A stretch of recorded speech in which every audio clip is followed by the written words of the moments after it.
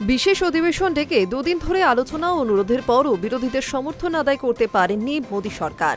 2/3 সমর্থন না মেলায় মহিলা সংরক্ষণ বিল পাশ হয়নি লোকসভায়। এই ঘটনায় বিরোধী শিবিরকে দুষলেন প্রধানমন্ত্রী নরেন্দ্র মোদী। সূত্রের খবর, মন্ত্রিসভায় বিরোধী শিবিরকে কার্যত নারী বিদ্বেষী বলে তোপ দেগে মোদী বললেন, বিরোধীরা ভুল করল, এর ফল ভুগতে হবে। সূত্রের খবর, বিলটি সংসদে পাশ না হওয়ায় শুক্রবার মন্ত্রিসভার বৈঠকে বিরোধীদের বিরুদ্ধে ক্ষোভ উগরে দেন প্রধানমন্ত্রী। জানান, বিরোধীরা ভুল করলেন, এর ফল ওদের ভুগতে হবে। দেশের মহিলাদের কাছে জবাবদিহি করতে হবে ওদের। শুধু তাই নয়, বিরোধীদের এই কার্যকলাপকে নারী বিরোধী পদক্ষেপ বলে তোপ দেগে মোদী বলেন, দেশের মহিলাদের আশায় জল ঢেলেছে ওরা। ওদের এই অপকর্ম দেশের প্রতিটি গ্রামে প্রত্যেকটি মানুষের কাছে পৌঁছে দিতে হবে, যাতে দেশ এদের স্বরূপ জানতে পারে। অন্যদিকে শুক্রবার থেকে এনডিএ জোটের তীব্র সমালোচনায় একজোট হয়েছে বিরোধীরা। এবার মহিলা সংরক্ষণ বিল নিয়ে বিজেপিকে কড়া আক্রমণ করলেন মমতা বন্দ্যোপাধ্যায়। কাল থেকে বিজেপির পতন শুরু হচ্ছে। উলুবেড়িয়া নির্বাচনী সভা থেকে তীব্র কটাক্ষ মমতার। মহিলা সংরক্ষণ বিল নিয়ে বিজেপির তুলোধনা করে মমতা বন্দ্যোপাধ্যায় বলেন, মহিলা বিলের নামে 543 আসন বাড়িয়ে 850 আসন করতে চেয়েছিল। দেশটাকে ভাগ করতে চেয়েছিল ওরা, বঙ্গভঙ্গ করতে চেয়েছিল।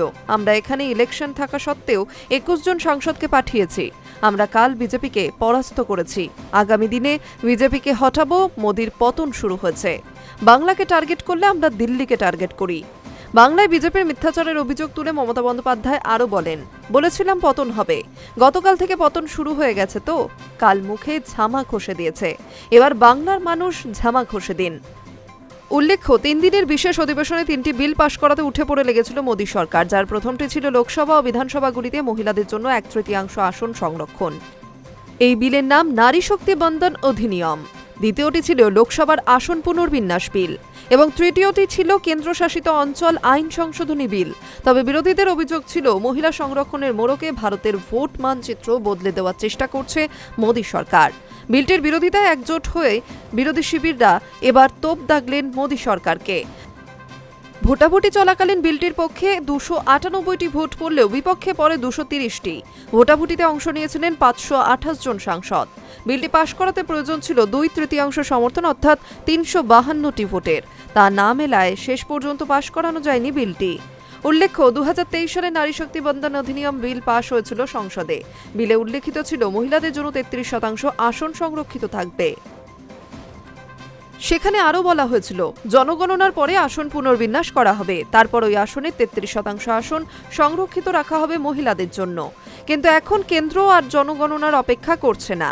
মোদী সরকারের লক্ষ্য ছিল 2011 সালের জনগণনার উপর ভিত্তি করেই আসন পুনর্বিন্যাস করার। সেই পুনর্বিন্যাসের ভিত্তিতে মহিলাদের জন্য আসন সংরক্ষিত করা। পাশাপাশি বিরোধীদের অভিযোগ, মহিলা সংরক্ষণের আড়ালে লোকসভার আসন পুনর্বিন্যাস করতে চাইছে কেন্দ্রীয় সরকার। সেটারই বিরোধিতায় একজোট হয় ইন্ডিয়া শিবির। শুধু তাই নয়, 2023 সালে যে বিল পাশ হয়েছিল তা অবিলম্বে লাগু করার দাবিতে প্রধানমন্ত্রীকে চিঠি দিতে চলেছে বিরোধী শিবির। High news network.